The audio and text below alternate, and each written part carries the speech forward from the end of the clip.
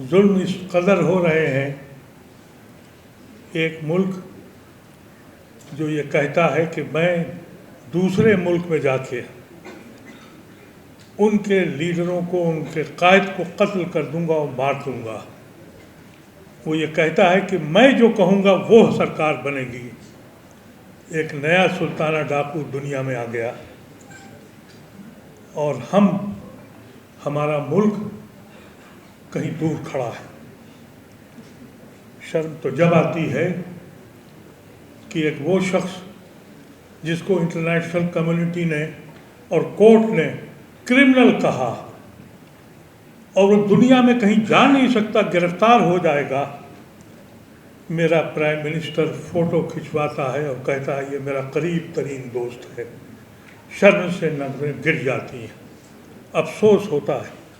اور جب ایک دوسرا ڈکیت یہ کہتا ہے کہ وہ مودی میرے بہت قریبی دوست ہیں، اور جن کی تصاویریں ابھی آپ نے دیکھی ہیں، کن بچیوں کے ساتھ اس نے جو کچھ کیا ہے.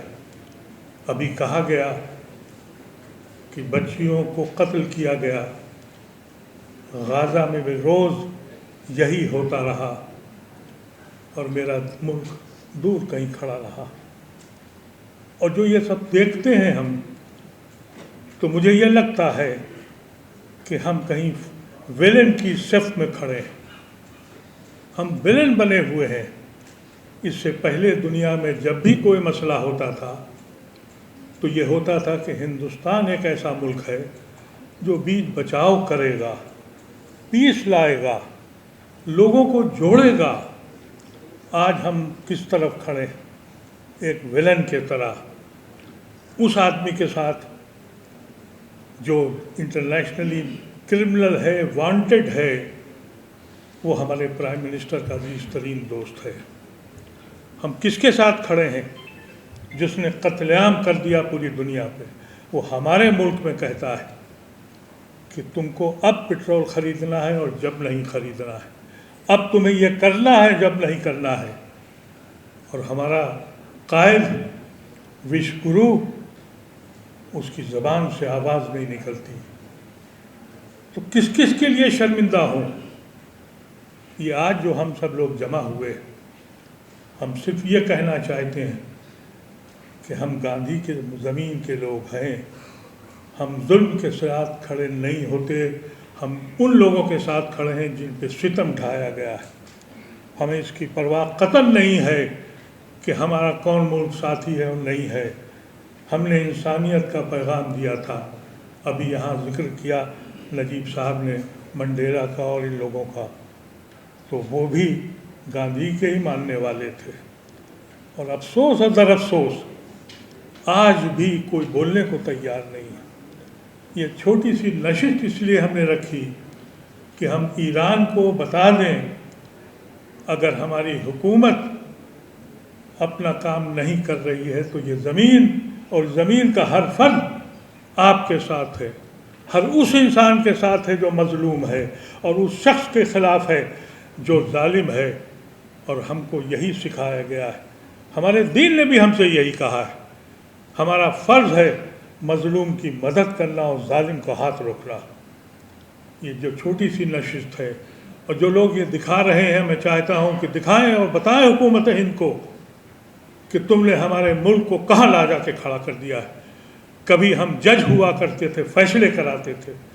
آج ہم ان کی صف میں کھڑے ہیں جو گنہگار لوگ ہیں.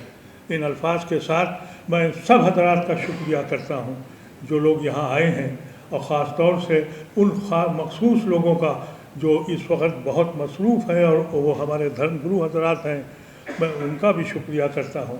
میں سمجھتا ہوں کہ ایک ایک شخص اس زمین پہ جو یہاں موجود ہے وہ ایک انجمن ہے، اس کی ایک وہ ہندوستان کا سچا نمائندہ ہے. یہ آواز پہنچا دیں آپ لوگ حکومت ہند کو کہ اب مزید ہم کو رسوا نہ کریں.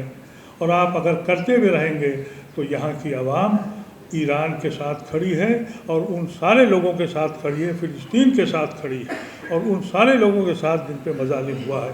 ان الفاظ کے ساتھ بہت بہت شکریہ حضرات کا جو بھی یہاں آئے ہیں. میں چاہتا ہوں کہ ہم اپنی زمین کو ٹٹولیں اگر حکومتیں آتی ہیں اور جاتی ہیں لیکن تاریخ کبھی بدلتی نہیں، اور ہندوستان کی تاریخ یہ ہے کہ اس کی بنیاد پیس، ہارمونی اور محبت پہ قائم کی گئی ہے۔ اس کو ہم قائم رکھیں۔ کیا کہوں، کیسے کہوں کہ میں اس ملک کا باشندہ ہوں جس کی زمین کو گاندھی نے راؤنڈ ڈالا تھا ایک زمین ملک بنانے کے لیے، نان وائلنس، پیس، ہیومنٹی، انسانیت۔ وہ ملک کہاں کھڑا ہے؟ ابھی ہم ایران ایمبیسی سے ہی ہو کے آ رہے ہیں۔ کہیں پر بھی کسی کی بھی ہتیا کی جاتی ہے یا کسی کو شہید کیا جاتا ہے تو ہر ایک کو ہی دکھ ہوتا ہے۔ میں زندگی میں 3 بار رویا۔ ایک بار اس دن جس دن پاکستان جو ساری دنیا میں ٹیررسٹ ایکسپورٹ کرتا ہے، اس کے ملتان میں اسکول کے اندر بچوں کے اوپر ٹیررسٹوں نے اٹیک کیا اور بچوں کی لاشیں دیکھی ٹی وی پہ تو میرے آنکھوں نکلے۔ اور پرسوں چوتھ میں نے جب وہ 160 قبریں دیکھی چھوٹی بچیوں کی تو بھی آنسو نکل گئے، اور 84 میں جب ہمارے ساتھ ہوا تو بھی آنسو نکل گئے۔ ہو یہ گیا ہے، ذرا دھیان سے سن لیجیے گا، چھوٹی سی بات کہتا ہوں کہ ہم سب کی آنکھوں پہ وہ چشمہ چڑھا ہے جو ایک سوتیلی ماں کی آنکھ میں ہوتا ہے۔ اسے اپنا بچہ تو اچھا لگتا ہے پر اپنے پتی کا، دوسری عورت کا بچہ اچھا نہیں لگتا۔ پربھو کو اگر آپ راجا سمجھ لو اور جتنے دھرم ہیں ان کو ان کی بیویاں سمجھ لو، اور دھرم کو ماننے والوں کو بچے سمجھ لو، تو ہم سب میں تیری مائیں یہی کر رہے ہیں، صرف اپنے اپنے بچوں کو پیار کرتے ہیں، دوسروں کے بچوں کو پیار نہیں کرتے ہیں۔ سب ہم ایک کے ہی اولاد، ایک ہی راجا کے بچے۔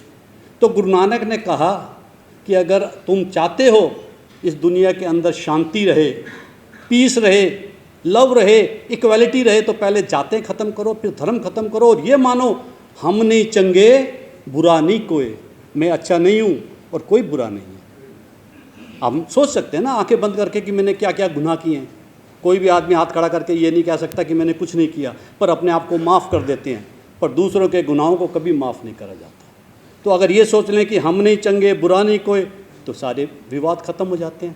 پر ہو یہ رہا ہے کہ ہم کہتے ہیں کہ ہم نہیں برے، چنگا نہیں کوئی، میں تو برا ہوں ہی نہیں اور کوئی اچھا ہی نہیں ہے۔ ہر لڑائی چاہے 2 ویکتیوں کے بیچ میں ہو، چاہے 2 پڑوسیوں کے بیچ میں ہو، چاہے 2 دیشوں کے بیچ میں ہو، مت بھید کے کارن ہوتی ہے نا۔ 2 مت ہو جاتے ہیں اور دونوں مت یہ کہتے ہیں کہ میرا مت صحیح ہے، میرا مت صحیح ہے۔ اگر ایک بار یہ کوشش کر لی جائے کہ ہم نہیں چنگے برا نہیں کوئی، تو یہ یدھ نہیں ہوں گے، شانتی رہے گی، پیس رہے گی، بھائی چارہ رہے گا۔ واحگuru جی کا خالصہ۔